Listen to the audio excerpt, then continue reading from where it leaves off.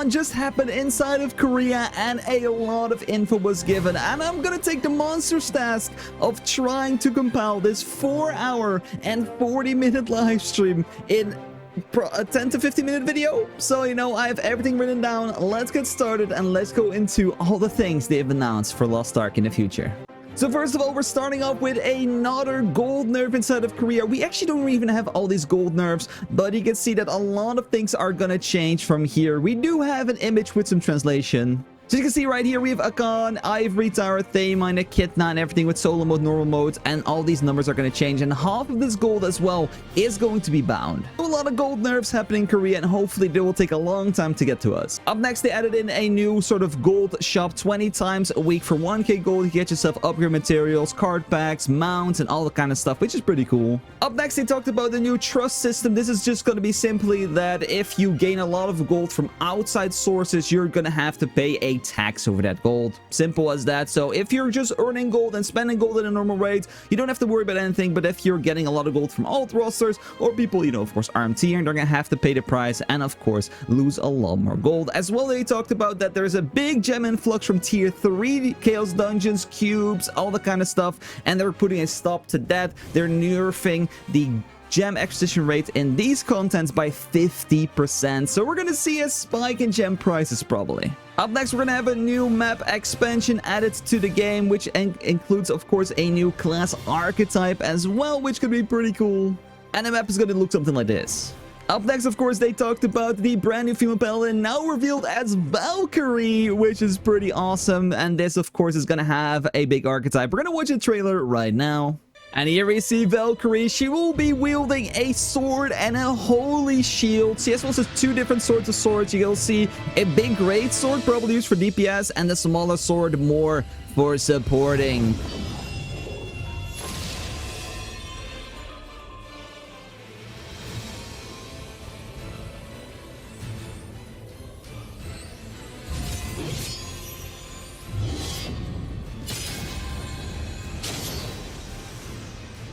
So first we'll see some DPS abilities right here.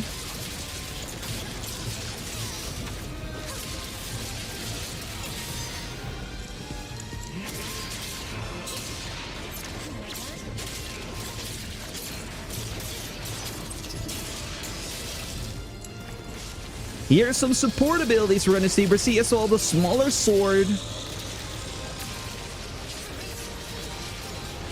Moving back into the DPS spec with the bigger sword, so it's actually really easy to see what is for what.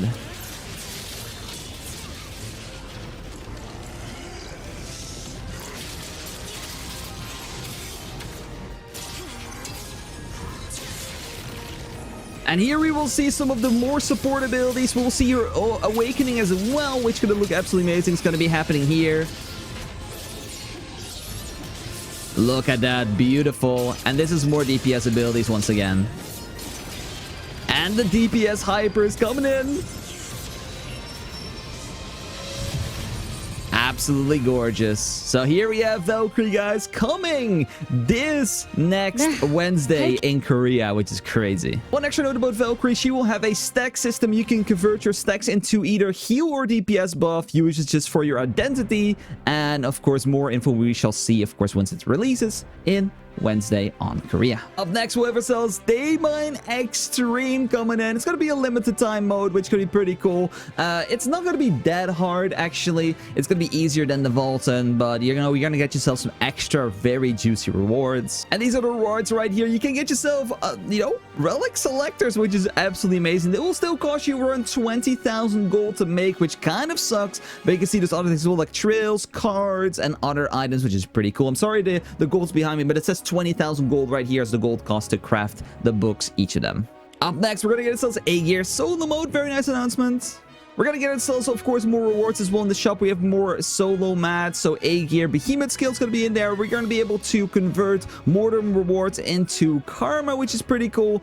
And as well, there's gonna be new cards in the merchant. So you can see right here, these cards will be added to the merchant as well, which is pretty awesome. Of course, real quick, the gem bound system that was talked about before a lot of times is just coming normally, so no extra power boost or whatever. It's just gonna be easy transformation from, you know, a damage gem into a bound one, which you can either make into a damage your cooldown, and you can always choose the skills just freely, which is pretty cool. Then up next, we have ourselves the new Ark Grid system. So super simple system technically. We have ourselves the cores in the center, so we have ourselves 6 of them. You can see only 2 slots are filled in this image. 6 cores. These are going to be from end game raids. They say Kazeros. We don't know if this means every Kazeros raid, so you know, Aegir, all the kind of things, you know, but at least Kazeros. This is going to be the big gem. It's going to be in the middle, and then the gems surrounding them are going to be from dailies like Chaos Dungeons, Guardians, and that kind of stuff. So these gems are just going to be enhancements to your character. So they're going to either change your tripods, they're going to either change your skills, or they're going to just add new things altogether, which is pretty cool. And if you're wondering how much impact is this thing going to have, it's going to have a big impact on damage. It is more damage than the Ark passive system. So this thing is going to be massive. It's going to be really hard to do. There's different tiers of rarities as well, and you're going to just have to mix and match and craft things until you finally have something you want. It's going to be a very long progression system, so I don't really know what to compare it to. Something we've never had like this, so I would say like elixirs, but then, you know, random drops from bosses, which is pretty cool. Then we got ourselves a new Guardian raid, Kratios. No gameplay right here. It's okay, you know. I'm not going to show you guys the whole thing. You can, of course, always watch it back in the live stream, but it looks pretty cool. There's a lot of things, a lot of G presses, a lot of water. Then the next, of course, a new expansion to the Kuruzan Front, the Cube, the Chaos Gate, all for 1720 eye level. Then up next, I'm talking about the Paradise. This, of course, was already revealed, but if you want a quick, short rundown, it's going to be a solo normalized content. You climb to the highest heaven map, and based on the highest heaven map, you get yourself rewards. Then as well, you can use the key you get to enter the hell map, and the hell map gives random rewards as well. It's just like some extra rewards to grind on your character. Up next, we have ourselves a new collectible called the Nukman Illusion Stone. You know, so for the people that are like that, it's there. Up next, we're gonna have ourselves a new skin book. So the skin book is super simple. You can just literally check out and wear any skin in the game for your character, which is pretty cool. And if you like something, you can just search it in the market. It will show the active market price as well. And the skin base is gonna be updated, so it has unlimited spaces, which is pretty nice. Up next are some changes to the party UI. So we have ourselves a new party lounge. You can see the people that are in your raid, and you can see their outfits, which is okay. And as well, of course, because female Penland is going to have a DPS and a healer spec, there now is finally an option to differentiate between supports and DPS supports inside of the party finder. So if you are wearing a support spec, you will have a little green plus icon next to your class, which is absolutely awesome. So if you're a DPS player, it will not show the plus. So make sure you're wearing your right build when you apply to a party. Up next is going to be the honor element system. This one's a bit vague because it literally just gives you extra cool symbols next to your icon of your class, but doesn't really tell us how we get these, which is kind of annoying. There will be an adventure banner as well, which is going to give a small beneficial buff to your raid, and it's just the highest version gets applied for the whole raids, and there's only one buff. We don't really know like how good these are really gonna be, but it looks pretty cool. But this can result to another gatekeep thingy, so I'm not the biggest fan of this one, especially because there's no real info on how to get these. As well, get ourselves honor voting, so at the end of the raid you can vote for the best player, which I think is pretty cool. So of course, vote for me would be appreciated, guys. Thank you. Maybe this as well is going to be the way to get those banners and things on your character, which is pretty awesome. Up next as well, they're going to add a new Mokoko Mentor chat, which is pretty cool, so Mokokos can just globally ask questions, which I think is very nice. Up next, they showcase the in-game DPS personal meter. So it's not going to be a group meter, just personal, which is pretty cool.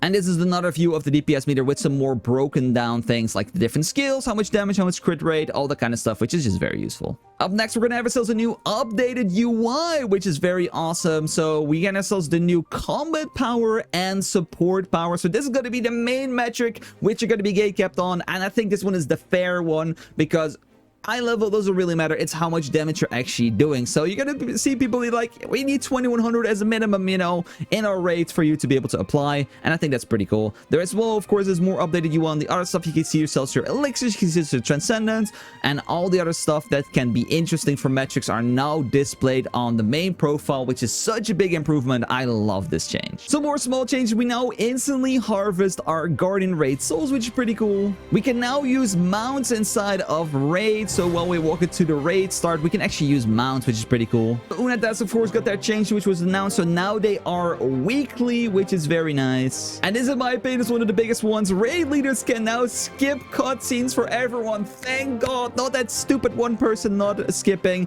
We now as well have a new icon showing an in-progress elixir and stone. And a very cool feature, which of course we got from BDO. And that is searching materials across your roster and grabbing them to your inventory. So if you're looking for that elixir or those special stone or something you have somewhere, you can just type it in and then take it from your other character to the character you're on, which is just so useful. Up next, they showed some character customization thingies that are going to be changing. So we're going to sell a new female fighter stand, which is absolutely awesome. The old one was absolutely horrendous. Then they are shortening the neck and a little bit of a post adjustment on the mages as well. You can see the neck is a lot shorter right now. Then they announced some new hairstyles. The first two we get with the female paladin release, and the last two are going to be coming a few months later. I think around Kazeros, which I think is pretty cool. I love the first female hair, and I think the last male hair is pretty good as well. A lot of girls are going to simp over them. Going to be a new Faith's Path story, which pretty cool. It's going to be around, of course, a lot of lore. Like, it's going to really looking amazing. But of course, if you don't care about lore like me, then, you know, it's a bit whatever. And then the big one, of course, the Kazeros announcement. And this, of course, going to showcase, of course, what's going to happen with the Kazeros raid, the final raid. So it's going to be super simple. 2 raids. Yes. So we're going to have ourselves a pre-raid, which is going to be consisting of echidna and a knight. And then if you've completed that, you earn the right to take on Kazeros in another 2-gate fight, which will include the first mode and stuff like that as well. So you can see echidna right here. We will have a trailer later as well. She's going to look absolutely beautiful with her fans, and then we're gonna see ourselves after that the knight. This guy looks very mean and very annoying, so let's take a look at the trailer. But like I said, if you defeat them, you can take on Kazeros, and he looks crazy. We even get some Kazeros gameplay. Here we go, guys. This is the trailer for the first 2 gates. Oh.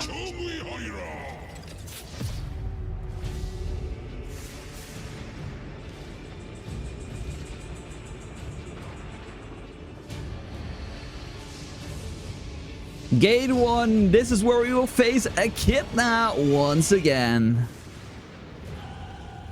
정말이지. 카제로스님은 나를 못 믿으신다니까. 자, 그럼 모두 여기서 죽어줄래? And here we see her new 2 fans she's going to be using as her main weapons. Absolutely beautiful. I love Echidna. I'm excited for this raid.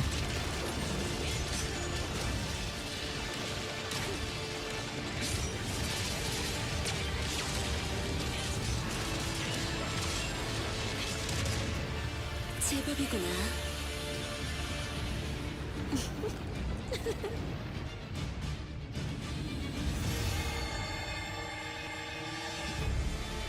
And here we have Armoche, the second gate. Oh, this thing looks crazy. Wow. Okay, I'm very excited for this, though.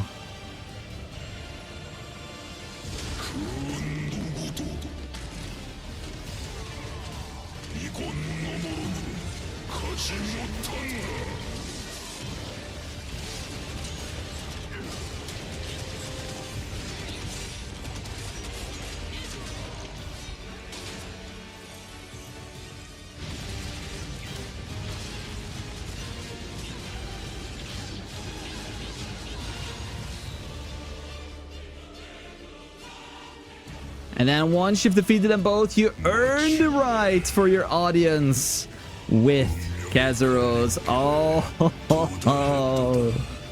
he looks insane, I'll be honest. We're only getting a glimpse of Gate 1 because the director will say that Gate 2 will be a full surprise. So all you see right now is Gate 1 Kazeros.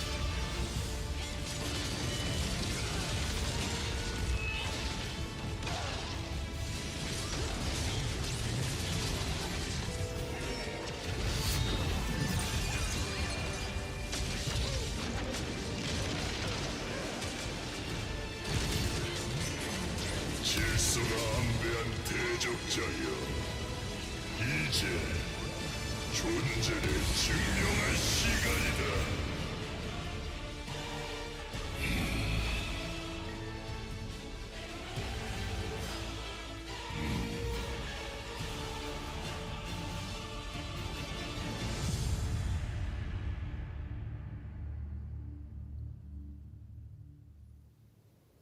So that of course looks absolutely awesome, but what are going to be the rewards from this as well? So here we have ourselves the Kazeros raid rewards for the first, because of course that's going to be the mode we're going to take on. And if you're the first person, we get ourselves a new animated title, which is absolutely awesome. There's going to be a new statue as well, and of course some nice border thingies. And if you are of course the first, you get yourself a real IRL statue, which I think is very cool as well. But after the race is over with the 10 teams of course finishing, there will be as well weekly leaderboard. So this is going to be on your performance based inside of the first, so you technically want to do this every week, which is pretty cool. And you're going to have yourselves leaderboards based on your class, which is pretty cool. And this will include yourself honor rewards like tokens and stuff as well for your character, but they will be gone after a week. And there will be some other rewards as well based at the end, when I think these leaderboards are just gone forever, which I think is still very cool.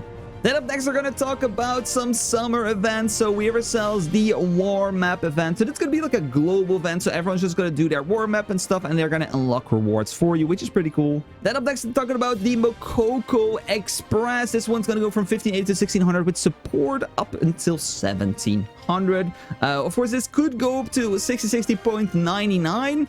So it's a bit annoying to know for now. Of course, we don't know if you can make a 6060 or you need to stay at 1659. We've seen this before change for us, but we are not certain for this one. And of course, there's going to be a lot of juicy rewards from this one for new players. So these rewards are going to include yourself LOS and Lost Wind Cliff 30 for free at 1585. We have ourselves 40 elixers at the 1600. We had level 5 transcendence for weapon and armor, which is pretty cool. And we as well get ourselves echidna materials and Aegir materials, which, you know, it's a pretty good start, but, you know, the rewards could be a little bit juicy. They as well are sacking the old player guides and making some new ones, showcasing a bit better, of course, how engravings and stuff work, because it can be quite overwhelming for a new player. Then this will show some new swimsuit and summer accessories in the form of some mounts and stuff. We see a capybara in there, we see a little duck, and of course a very sus looking swimsuit, but you know, it is what it is. And then here we have the full overview of the roadmap. We're not done yet, guys, because they actually dropped some big things after this roadmap as well, but you can see that's going to be their order. So female paladin released literally in like 3 days. We're going to get ourselves the honor system, the new UI, we get ourselves the new Mokoko Express, Aegir. Then we have ourselves in July, we get ourselves the thaemine extreme DPS meter and some more events as well. Then you can see in August, we get ourselves everything else, which is going to be very, very, very cool. Then afterwards, there was a Q&A, and this is not all still, guys, so keep watching. There was a Q&A which explained the support improvements. We do not really have the details just yet. We're going to get them this Wednesday, so there will be a big video coming out there because I'm a big support enjoyer, and I will love to see what they're going to change to the support. So they're going to increase the DPS ability of support switch knights. Skill levels will be meaningful for support, so finally, we have a use for level 14 skills instead of just being stuck at level 10. The support dependency is still high, so we'll see what's going to happen with that. We don't really know. The difficulty of support is going to be lowered. Single brand will be available for all supports. Yes, so that's very nice. That's going to mean that Bard is going to be running one brand. It's going to go into that we can run another meter gen skill. Oh my god, that 4 bubble buffs are going to go through the roof. As well, the 4th row alignment points will now be somewhat useful because, of course, before they were kind of trash. And engraving improvements, which should be pretty cool. There's going to be changes to drops of ether and awakening. So maybe drops of ether is going to be party-wide buffs. Maybe?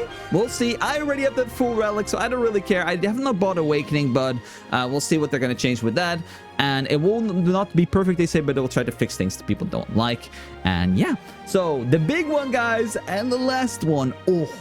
And that's people asked in the Q&A section, what about the next class? Yes, they just shown Valkyrie, but what about the new one? And here we go, guys. The brand new class they have announced, which is an archetype. So is gonna be Dragon Knight. So this is gonna be like a full new archetype. So nothing like this is not gonna be an assassin. It's not gonna be a male warrior. It's a new archetype coming, of course, with the new content, which we saw earlier on in the video. Dragon Knight has been announced, and this is the silhouette of it. It looks awesome. It is female, as you can see from the curves, you know. But let's be honest, I expect that they're not gonna drop an archetype of a male class. It's not happening. It will always be female first. It brings in the most money. We know how it is. But that was it, guys. That is LOA Summer summarized as fast as I possibly could. Of course, the video is a little bit longer because of the trailers. I will put the time on the title. That is everything without the trailers. I hope I got to be under 15 minutes. I don't think I made that, maybe 20, but yeah, I tried my best. But it's a lot of info, guys. It was a 4.5-hour stream. I tried to condense as much as possible. So that's gonna wrap it up for me. So if you guys did enjoy, I would highly appreciate a like down below, guys. Subscribe if you're new. Go check me out on twitch.tv/ImDefild if you want to see some Lost Ark gameplay. Take care and have a good day.